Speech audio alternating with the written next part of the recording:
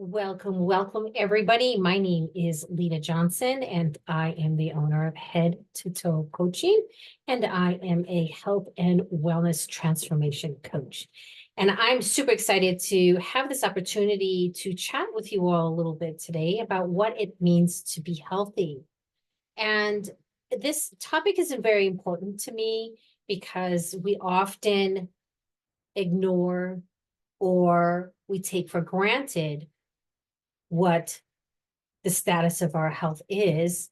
And it's not until we have a symptom, whether that symptom be a minor symptom or a really big symptom, or we have some sort of health event that really grabs our attention that we're not healthy. And I love to talk about health because health and wellness is more than just a feeling. There is some real quantifiable measurements towards our health that we could take. And there's a definition that I'm going to go over from the World Health Organization. So for the next 30 to 40 minutes, I'll walk you through what it means to be healthy, and you'll get some clear definitions, and you'll even walk away with some actions and tips that you could start implementing right away. Now, I normally do this presentation live. And the first thing I do is I hand out a little piece of paper with these questions on it. I do want to go through this exercise with you today, even though I'm just talking to you. So perhaps you have a pen or paper handy. And we're going to take a little assessment of where you are or where you think you are right now in your health and wellness. Don't overthink it. It's just, a perception of where it's a point in time as of right now with where you are. So what I'd like you to do is on a scale of 1 to 10, where 1 is, I don't have this, I really need help in this area, to 10, I've got it, it's a daily routine, no problem, it's who I am. So on a scale from 1 to 10, how would you rate your overall health? On a scale of 1 to 10, how would you rate your diet and nutrition? On a scale of 1 to 10, how would you rate your anxiety or stress levels? Now, in this case, if you're high stress, high anxiety, meaning you have it all the time, that's not a 10. That's not a good thing. We actually want to drop that down to like a 1. So from 1 to 10, how do you rate your anxiety and stress? How do you rate your social connections? And then on that same scale of 1 to 10, how do you rate your sleep?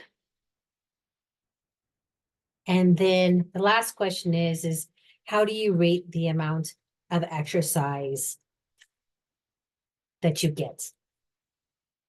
And again, this is just a feeling because we're going to ask these questions again at the end of the video to see how you rank yourself again, now knowing what some of the requirements are around these topics. So to get us going, I want to ask you the question, what does it mean to you to be healthy? Normally I have people raise their hand and they tell me what they think is healthy, but in your head or on a piece of paper, just jot down what it means to you to be healthy. I often get words like energy, eating right, dieting, exercising, being fit, being strong, having balance, being vital. So those are some key areas or words that I often hear when I ask the question, what does it mean to you to be healthy?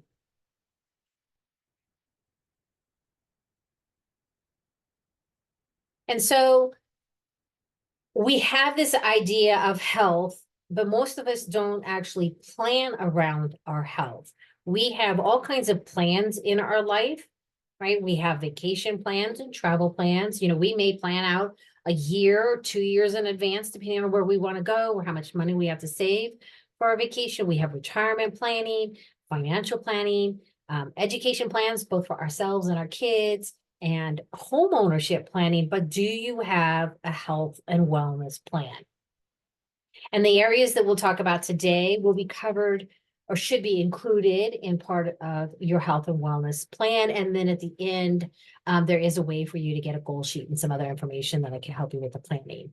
But I really want to introduce this concept that we need to take care of our health before it becomes a health event. It's always easier to correct or reverse or not get sick, right? It's sort of like this snowball sitting at the top of the hill. It's just a little snowball. But over time, through poor lifestyle choices, that little snowball rolls down the hill and becomes bigger and bigger and bigger until it's a big event. And then at that time, we have to be super diligent, super focused, and it's harder to reverse the disease or what's going on. So if we have a plan and we have a strategy and we have goals in place and we assess this quarterly, once a year, maybe twice a year, but we really need to have it. So I encourage you all to think about writing a health and wellness plan for yourself at least annually.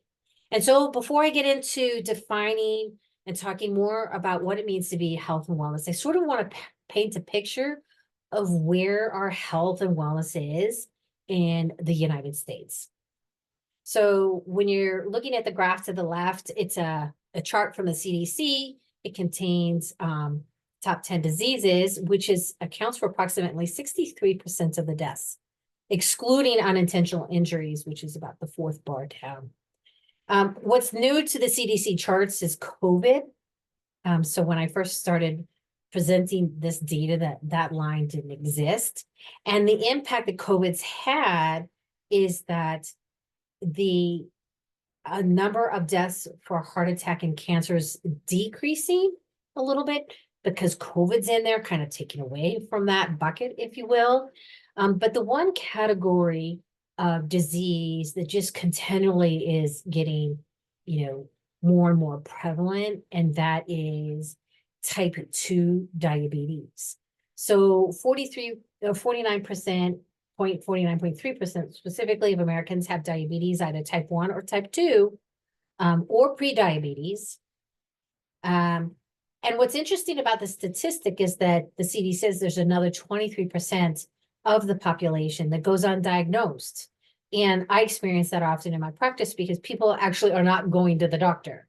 I am often asked, as a health and wellness coach, should I see my doctor? And I'm like, yes, see your doctor, get the baselines, know what your numbers are, but know how to have a conversation with your doctor. And I help coach people through that. Know how to read your total cholesterol.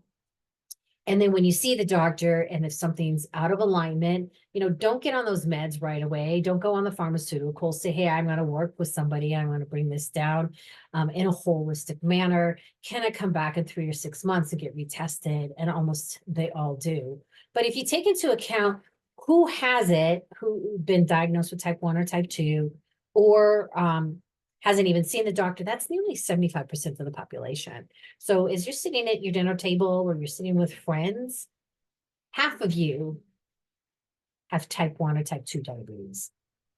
And heart attack and disease rank for 44% of the overall deaths. Now, I'm not sharing this information for a doom and gloom perspective. I'm actually on the other side because the last two bullets on the screen talk to 85% of disease. A disease in general is preventable through lifestyle. This is all coming from the CDC. Now, I was reading a book just the other day, actually, and I saw this number and I was flabbergasted about it. So the National Institute of Health is saying now 95% of cancer is diet and environment related. So if that's not inspiring you to take action on your health today, and create a plan and just chip away at the health or stair-step your health so that it's a little better and better and better so that you never get these diseases. I mean, that's amazing. That's up to 95. Let's say even at 85, that's a pretty amazing statistic. Now, another way for me to show you these numbers, and I find that this is actually even more interesting. So this is the same statistical data, just flipped and presented by age group. And when you look at the age groups of 25 to 44, the leading cause of death, 34% give or take, is unintentional injuries. I mean, that makes sense, right? We think we're invincible, so we do silly things. I know I did. But I'm here to tell about it. So unintentional injuries is the leading cause for this 25 to 44 age bracket. Now, when you look at the age 45 to 64, the leading cause of death then is a cancer at 27.5%. Wow. So what happens from that age of 25 to 44 for the next 20 years to have this flip on its head from cancer or from unintentional injuries to cancer? Now, if we go to 65 and over, it's heart disease. So then it does another flip. So it goes from unintentional injuries to cancer to heart disease. And then at 85 and over, it's still heart disease. The number's just a little higher. So what do you think is going on in all of these age brackets? It's lifestyle. So we have a poor diet. We don't exercise. We're stressed out. We don't sleep. We think we're invincible and we could live on 4 hours of sleep and we feel fine. But often we are diseased for a long time before we have a symptom. So from the age of 25 and even younger, right? Because our lifestyle comes from our parents. We tend to eat the way that we learned to eat as a kid. We live the way, or we have on beliefs, and we handle stress the way that we did as a kid, and it just carries forward. But as time passes and as there's an accumulative effect of all of these stressors on ourselves, then the disease flips to cancer and then flips to heart disease. Pretty amazing. So this is a new slide I've been showing because it really puts it into perspective, I think, where we can now see what the impact of our lifestyle is. So that's a little bit of a background on where we are currently in the state of our health. So now let's move along to sort of the meat of the presentation, which is what does it mean to be healthy?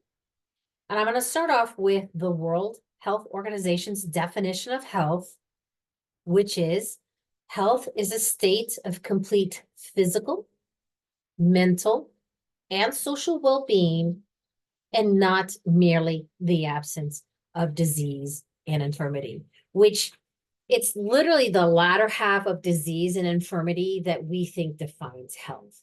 If I'm not diseased, then I'm healthy. But why I love to talk about this topic is that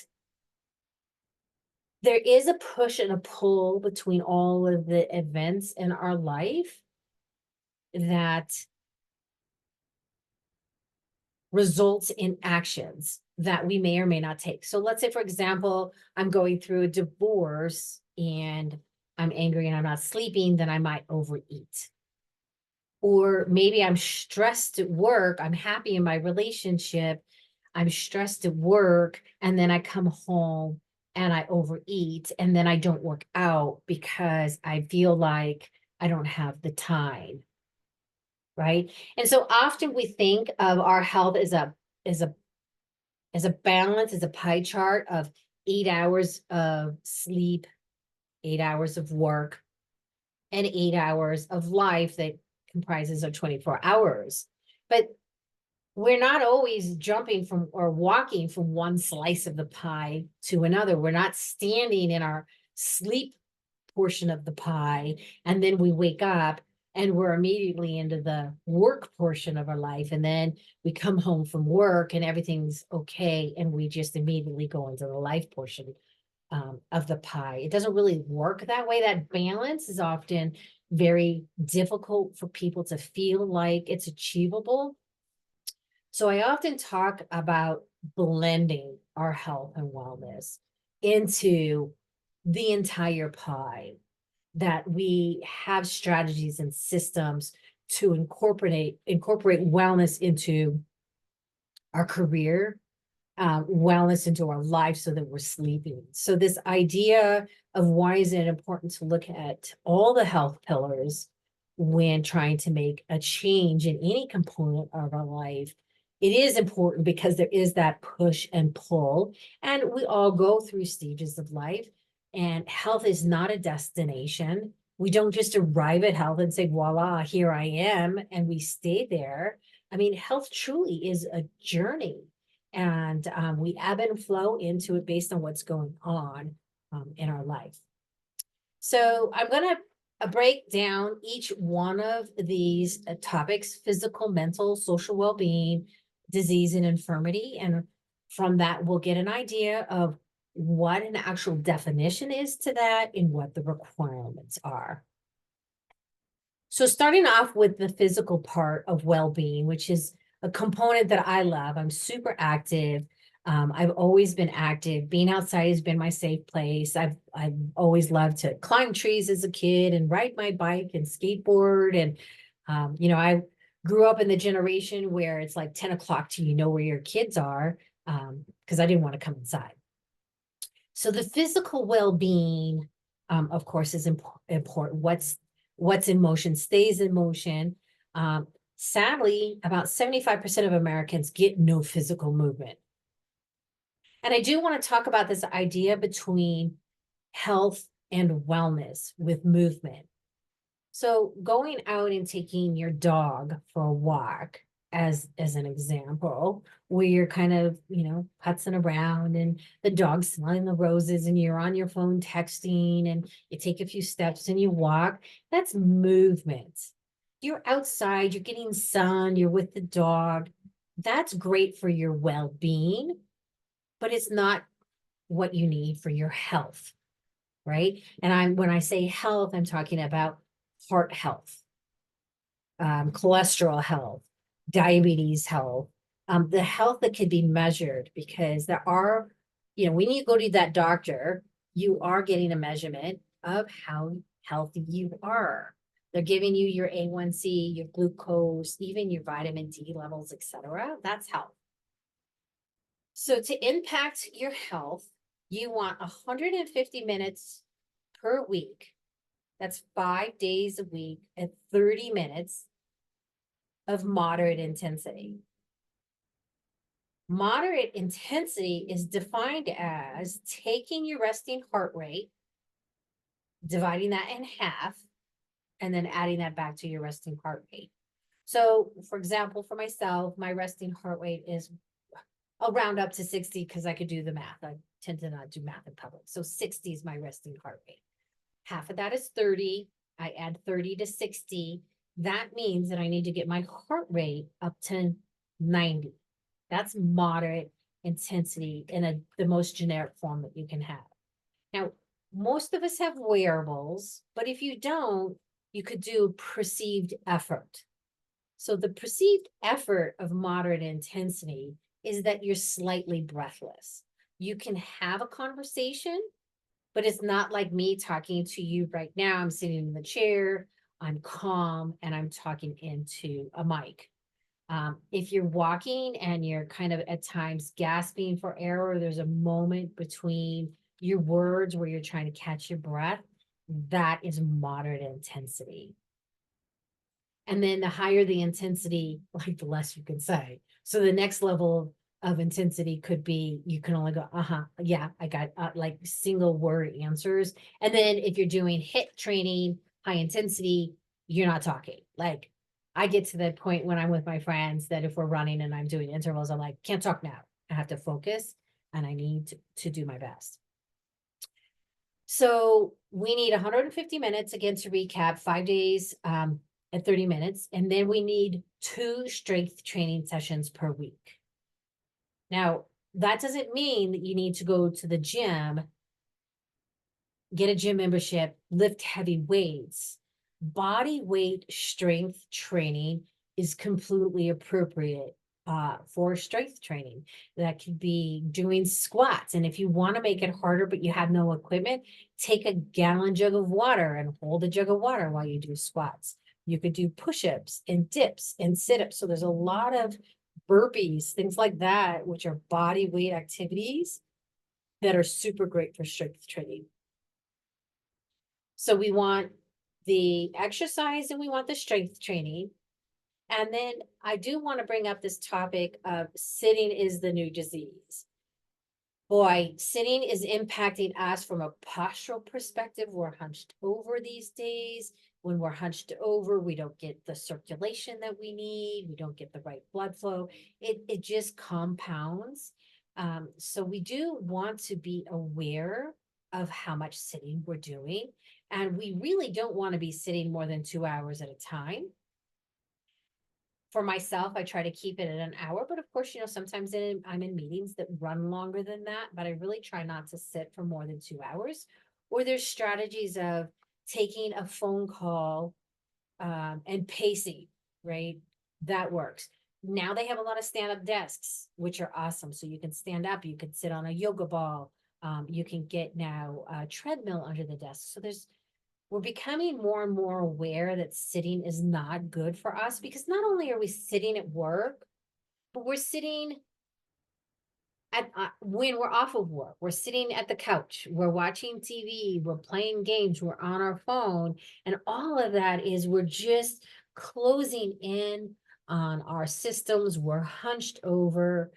So it really is becoming problematic. So there's some simple strategies for you to implement. And sometimes people just I forget to get up. So again, if you have a wearable, you can set that and then it'll tell you to get up, or schedule 15 minutes on your calendar to say, get up, go for a walk, leave your desk and go have lunch somewhere else. And that will help that. And I don't like to make movement complicated, right? It doesn't need to be complicated. You don't have to be attached to your wearables. And if you don't like what you're doing, then you're not going to do it. So my suggestion is to move the way that you love and make it fun. Or I mean, remember as a kid, I didn't go outside to exercise. I went outside to play, right? So get outside and play, right? Whatever that is, or go inside and play, take a Zumba class. I took a pole dancing class once, and boy, was that ever a workout. So just keep going through things until you find what you like. Now that could be maybe about yourself that you're not a group exercise person, but maybe you would work effectively in a small group. So try that. And then if you really realize that, hey, I don't want to be around anybody but maybe one other person, then find that accountability partner. Set a date with them to go exercise, because if you set that date, you're apt to do it. So physical well-being is hugely important. And the less you move, the more vulnerable you become to all causes of death, especially heart disease.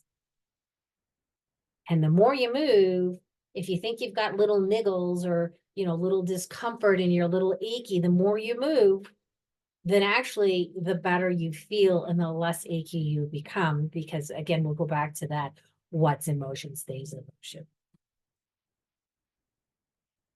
So we're on to mental well-being, and I love this topic. And it is certainly something as a society, I think we're talking more about, or we're open to it more, especially in the areas of depression and suicide. And when I talk about certain things, I like to start off with definitions. And mental well-being is the state of mental wellness that enables you to cope with the stresses of life, realize their abilities, learn well and work well, relate to others, and contribute to the community. So that's pretty broad definition, but often when we're not mentally well, we're not working well with others, whether that be at work or with your spouse. If we're in a bad place and we shut down, we tend to hibernate and we tend not to communicate. So mental well-being is the positive aspect of mental health. And there's a I'll show you the chart here. We'll go over this chart in a minute, but there's a positive and a negative impact of mental well-being. People with mental well-being feel good and function well. Now, mental well-being doesn't mean that you're always on and that you're always smiling and you're always happy and things are always perfect, because that is not possible. That's not real. We can pretend that. Even I mean, I used to pretend quite a bit, but the more I'm aware of how I feel, right? It's okay to say, gosh, good gosh, I'm just having a bad day here. Or sometimes I get decision fatigue and I'll be like, I can't make any more decisions. Somebody else make a decision. So it goes back to realizing your abilities, realizing and being aware of how you're feeling and being able to communicate that and being okay and giving yourself grace that a positive mental well-being doesn't mean you're happy all the time. What does impact at the bottom line is how we think, feel, and act. So even if I'm in a crabby mood, I could choose to say, okay, Lita, get out of this. Like, it's okay. You know, if you're a little crabby today, just be in this moment because it will change. And it's amazing how much more quickly I get out of the sort of negative place and I go into a positive place. So the positive aspect of the mental health is the self-talk that you say to yourself when you're feeling something, right? As human beings, we instinctively go down the negative path, and there's a definite connection between negative emotion states and the physical disease. So what we say to ourselves and how we identify to things matters. Let's take a diabetic, for example, right? Somebody who's been diagnosed with diabetes. I hear often, well, of course I'm a diabetic. My mom was, or my dad was, or whatever. So yes, I'm a diabetic. They identify and become the disease. It's like me saying, hi, I'm a diabetic. My name is Lita. Versus me saying, hey, my name is Lita. And I've got these things going on. And oh, by the way, I happen to have diabetes. I don't identify myself as the disease. I just happen to have the disease. And hopefully, on the positive side of this, we're looking at our lifestyle, we're making changes so that we do not become the disease. We can reverse the disease. I hope that makes sense. Normally I do these things live and I can see what people are thinking. So it's a little hard for me here. And the strategies that you implement for mental well-being is things like yoga, journaling, getting outside, writing down gratitudes, meditation, singing bowls. Like there's a lot of Tai Chi. Like there's a lot of ways that impacts the mental well-being, which really just means that we're kind of slowing down a little bit. And with meditation, we could actually rewire what's going on in our brain. So some of the feelings that we have with negative well-being is fear, anxiety, anger. These are all negative things: stress, panic disorders, addictions, food, alcohol, tobacco, sex, any kind of addiction. And the impact of these feelings could be that we're sleep deprived. We have hormonal imbalances. We have problems with our blood pressure. We have problems with our relationship. We have problems with food. We come in and out of energy, right, between ourselves and our relationships. So this negative mental well-being has a definite negative impact on our body. And a lot of times we're very well aware of it because we can get so stressed out that our gut just gets all messed up and it's tight. And we just really don't want to eat because we're completely uncomfortable. So sometimes we're very well aware of it. But sometimes we have these negative mental emotions and states where we may not be sleeping. And we need at least 7 hours a night. And I'm not talking about I lie down for 7 hours, right? I'm talking about you get quality sleep. It takes approximately 20 minutes from the time you lie down in your bed to the time you fall asleep. That's the sort of the normal wind down time that it takes for you to sleep. So the questions around sleep are you falling asleep? Are you staying asleep? Are you getting quality sleep? Are you getting REM and deep sleep? Because we need both for different reasons. And are we waking up ready to tackle the day? Are we waking up with energy? And I literally just got off a call with a prospect about a half hour ago, and she was saying um, that she gets 4 hours of sleep a night. But yeah, I function well and I feel fine.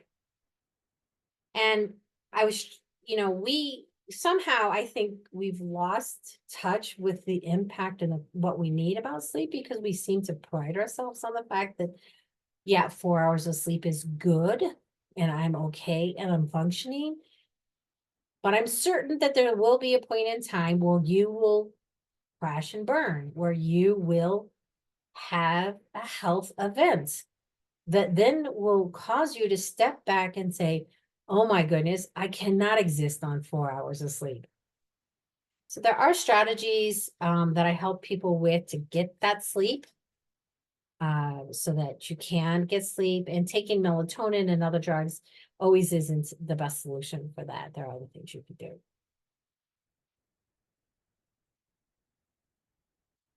So the next topic is social well-being. So we've covered the complete state of physical and mental, and now we're on social well-being.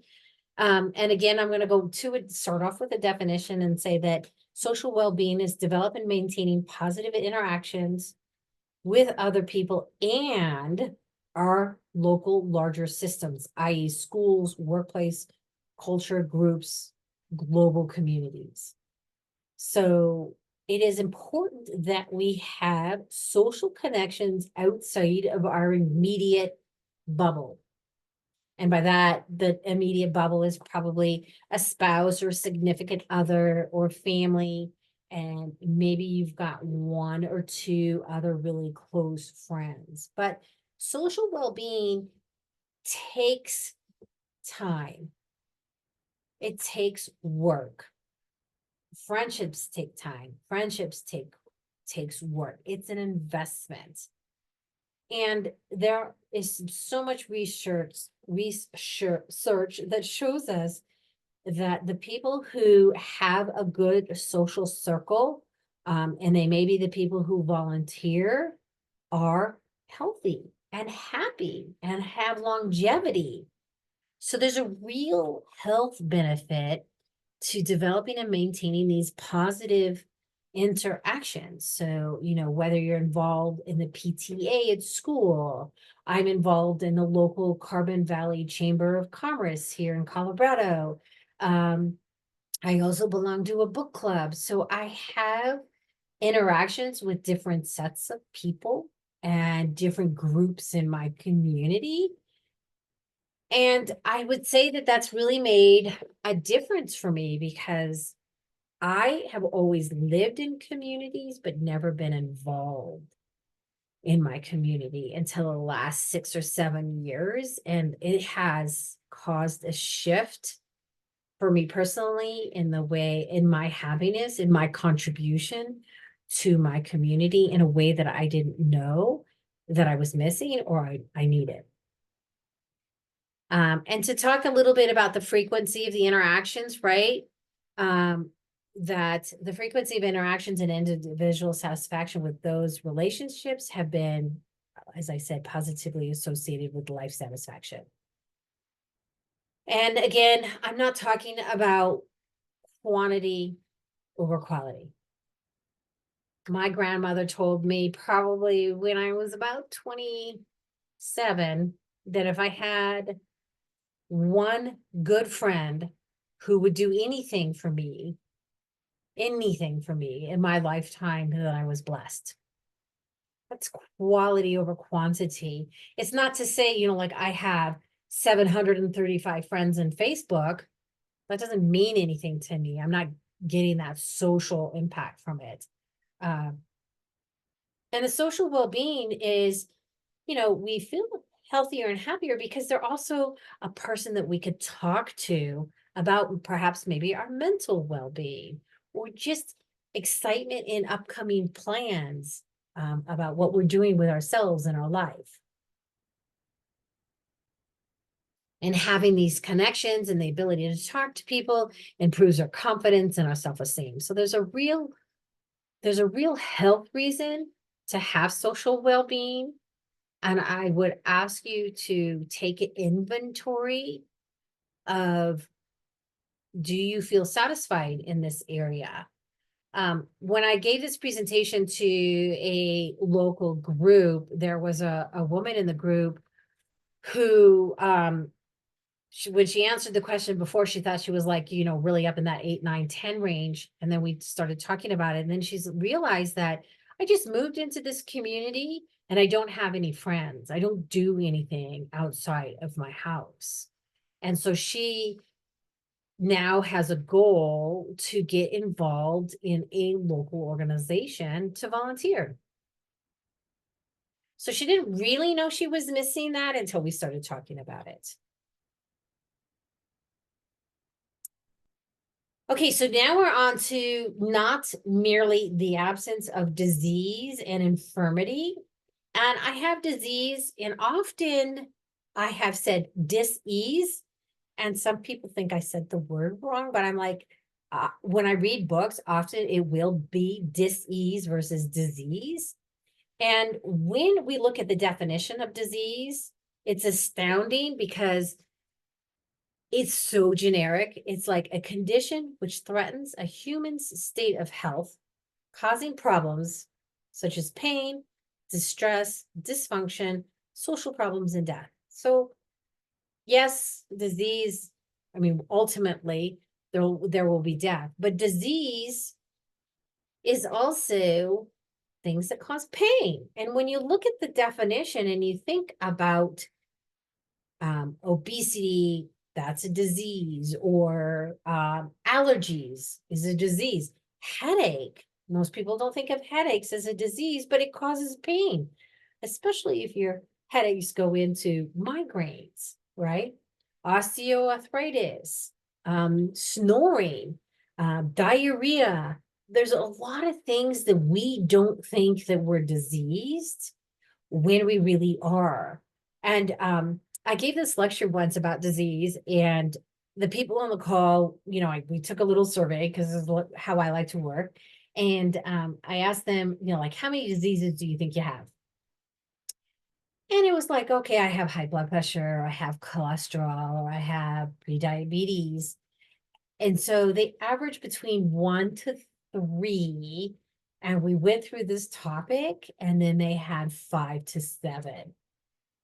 When they really thought about asthma or pneumonia or any of these, acne, right? Acne is probably a dysfunction of the gut. So all of these things are diseases. And a disease is just definitely, obviously not an immediately due to an external injury, right? And then there are all different kinds of diseases. And I like to talk about acute versus chronic. And most of us, if I could see you all and I had you raise your hand and said, okay, how many of you have a chronic disease? That's something that lasts 3 or more. I usually get 75% of the room raise their hand. And this is important because when we have disease or chronic diseases, yes, it is our body's way of saying that something's not right, but often it's that whole snowball effect again, one disease leads into another that causes another, that causes another, causes another. And let's start with obesity. Now, obesity doesn't mean inherently and automatically you're sick. So I do want to state that, because we often think that by looking at somebody, we can determine whether they're healthy or not. Skinny people are unhealthy. People who are overweight are unhealthy. So just because you're overweight doesn't always mean that you're absolutely diseased, but you are prone to getting diseases perhaps more than somebody else. But let's take obesity, right? You might start off with high blood pressure, and that's all you have for a while. And then you have high cholesterol. Then you're pre-diabetes, and then you don't get that under control. So you're, a full-on diabetic. Then you start getting neuropathy in your feet, right? And so this snowball effect happens to the point where, yes, you can, die from diabetes, but if we address the problem up at the top of the hill, then it may not cascade into all of these other health conditions that you'll have. Now, I'm not saying that you can't reverse all of this, because I know you can. So just keep that in mind. But we want to be aware of this idea that we have to live with something. We don't, you don't.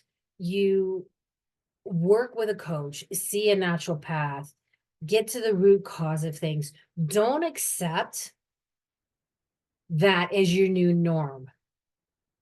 So for example, I had a client who had all kinds of headaches and she didn't realize it. And by the third or fourth call, I'm like, wow, every time we chat, you've had a headache. And she didn't even realize that she was having these headaches, because that had become her norm. So for her to have a headache was just what it was.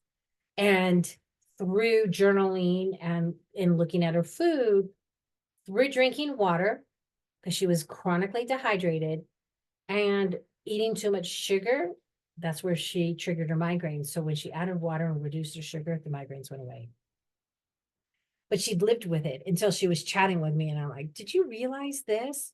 So we often have these chronic issues and we just accept them as they are. And there's other practitioners, even acupuncturists and chiropractors and emotion coaches and trauma coaches that are even seeing your medical doctor, not taking, some thing as an excuse and saying it's okay, or taking meds. So I do encourage you, and I'm not saying that everything, we can get to the root cause of everything, but 95% can be brought back down to lifestyle and our environment.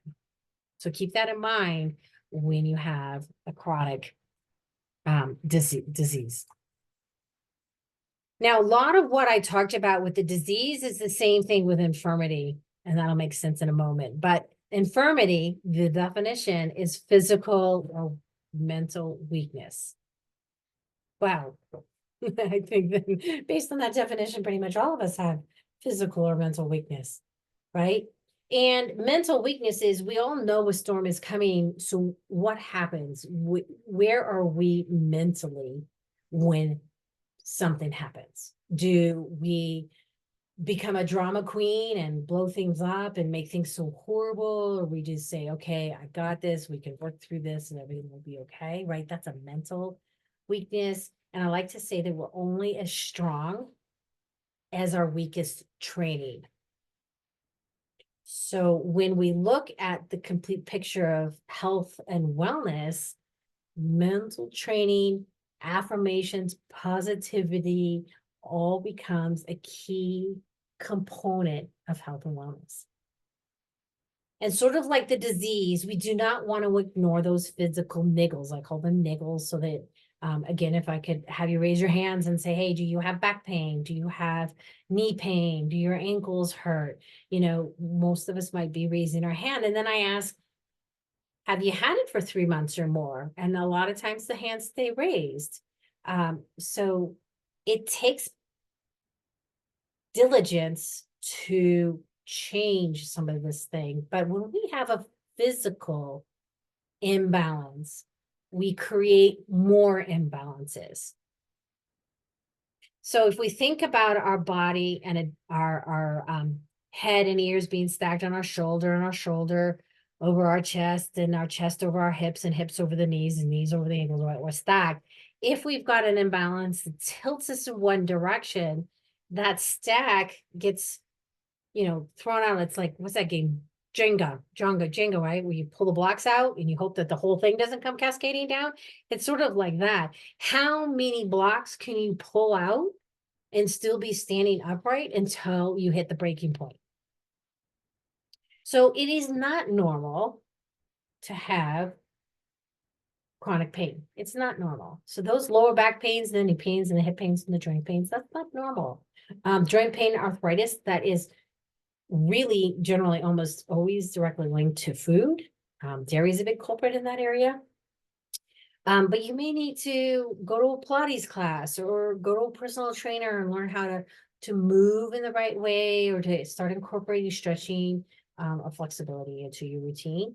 Again, I'm a senior citizen these days, and it's taken me a long time to have some of these infirmities. So it's going to take me some time to get out of them as well. And we often look for the quick fixes. But when it comes to correcting our skeletal system, it's not always a quick fix. And it takes time and it takes consistency. And I talked a little bit about mental weakness as used to describe the behaviors and mental strategies that people use to cope with life's challenges, right? What kind of person are you, right? Mental weakness can manifest as being envious of others, not being able to stick to a food regime, or acting too impulsively in addiction, right? So there's a lot of mental weaknesses that we have. Jealousy. There's a lot of mental weaknesses we have. Negativity is probably the biggest one that I coach people through, because when I always ask, well, how did your week go? They give me everything that went wrong. So if we simply start changing the order that we ask questions, so if you were doing a daily journal, the question that you would want to always ask yourself first is, what went well today? And when you focus on what went well, we don't neglect or forget about what didn't go right, but we ask ourselves then, what can I do differently? So we're not beating ourselves up for when we didn't succeed. We are always applauding ourselves for what went well. And one of the keys to our mental well-being that we talked about is gratitudes. It's proven that if somebody sits down at night and writes 3 to 5 gratitudes, and in the morning or at night or both, that changes our mental well-being. It changes the perspective of which we look at life. So if you're going to sleep and you're not sleeping well because you're ruminating over the day, or you're thinking about all the things that didn't go well, just stop a moment, breathe, and journal 3 gratitudes. Or journal what went well, because there is always something that was positive in your day. Always. And the fact that if today is a bad day for you and you listen to this video, then that's a positive thing, because you've learned something. That's a positive thing. We all have positive things every day, and more than what we think we do.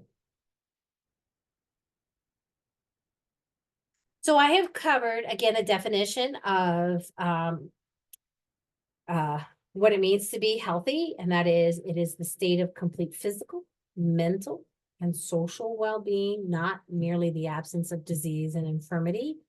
And I have covered a lot today. I know that.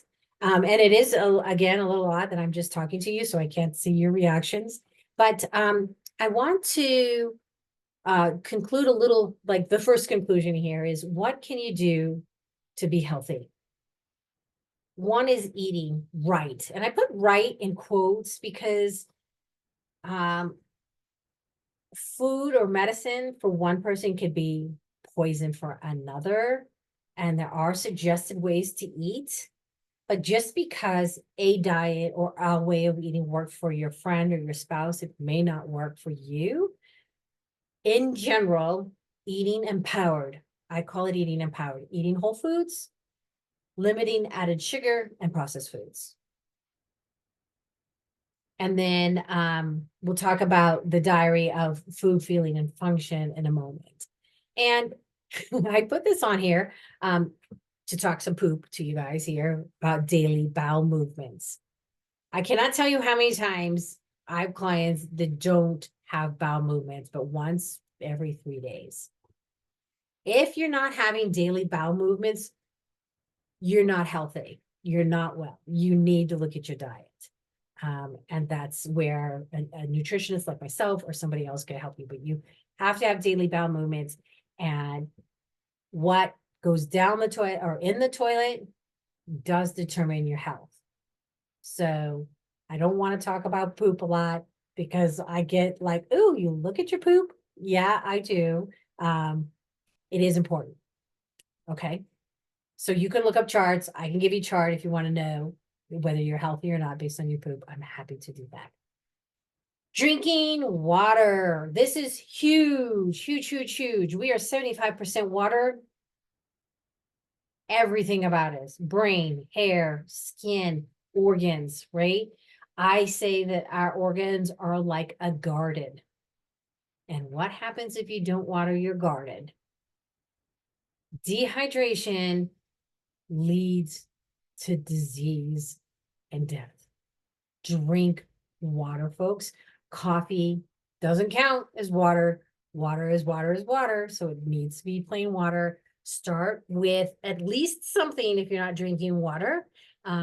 Focus on at least 64 ounces, but up to half your body weight in ounces. Consistent quality sleep. You need that 7 hours plus per night. We talked about that. We want to move and exercise daily. And we talked a little bit about the difference between movement and exercise. It doesn't mean that you need to go and pound out exercise, HIIT training every day of the week. Movement is good for the well-being. Movement is good for the soul. So if you have the nice balance, because you do need to recover, if you're an athlete and you're training for something, you do need those recovery days. So don't beat yourself up. Just say, today I'm going to take it easy. I'm going to do a little yoga. I'm going to walk the dog, whatever. All good for you. Movement and exercise are both good. Self-care and stress management. We need to have systems and tools for this. There's always going to be stress. We're always going to never take care of ourselves enough. So we need to figure this area out for you individually. It could be meditation, journaling, stretching, things like that. Have fun, joy, laughter. Bust out in a dance. Just be silly. I actually tell people to schedule this fun. You need to put it on your calendar. I was at a meeting the other day and I was chatting with a woman and she scheduled for her and her husband a dream vacation to take an Alaskan cruise. They scheduled it 6 months ago and she's like, oh my gosh, this is a horrible time for us to be doing this. I didn't realize my kid would be going to college. I wasn't thinking. I didn't realize that I would get a promotion at work. I didn't realize all these things would happen. And I said to her, well, aren't you glad that you scheduled it? Because now you're going. And she's like, oh, yeah, I am. And it is the vacation of our dreams. So get that stuff booked. It doesn't have to be like a cruise, right? Something big. It could be a concert. It could be, even going out to dinner with your spouse, like plan for that activity to happen. Otherwise, sometimes it just never happens. We do want to look at our careers and finances, right? Because it does play a factor. I mean, if you're miserable in your career, then, I've been unhappy in my career and come home and my poor husband, he probably got the brunt of some of my unhappiness. And we always are worried about finances. So these are some of the areas that you could look at in order to be healthy.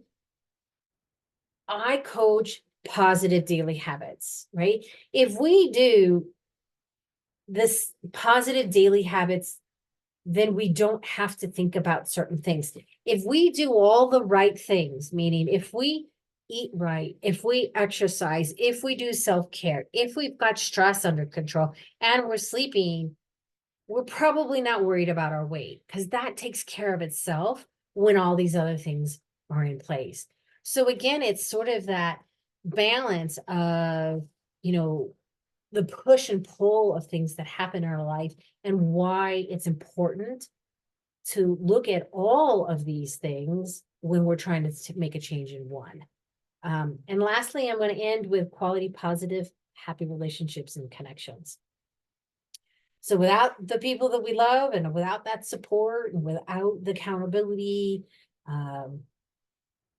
we need all that. So these are some of the key things that I think, you know, that we could look at or you could look at, and you have some tips on how to do some of this to look at this whole idea of what health is. Now I'm going to ask you again to go back now that we have a little bit of a definition of what health and wellness means. If you wrote it down, to go back and re-rate yourself now knowing. So let's take sleep and maybe you ranked yourself at a 9 because you're like, oh yeah, I sleep pretty good, but you realize you're only sleeping 4 hours a night. You're probably not a 9. You're probably more like a 5 or a 6. So that's why I have you do the before and the after, because we often think we're healthy until we really understand and have a definition around that. So just go back to how you ranked yourself before and see if you have a different view. And if something is dramatically off from what you originally thought, then this might lead into wrapping it up. And I'm going to ask you maybe for a moment to sit still, close your eyes, take a couple breaths. We covered a lot of things from physical well-being, social, mental, disease. And if we keep our eyes closed and we just think about what we heard today, was there something that bubbled up for you that you said, if I make this one change, this will impact my health in a positive way? So what was that one thing? It could be water, it could be sleep, it could be movement, it could be journaling. I mean, what's one thing that you connected with today? And then work on that until it becomes a habit. Until you say to yourself, oh, this is no longer a chore. It is just something, it becomes who you are. It is something that you do every day. And I know a lot of times this 21 days to change a habit is tossed around, but that really depends on the habit. Some days could be turned around faster, or some habits could be turned around faster, and some may take months because they're harder.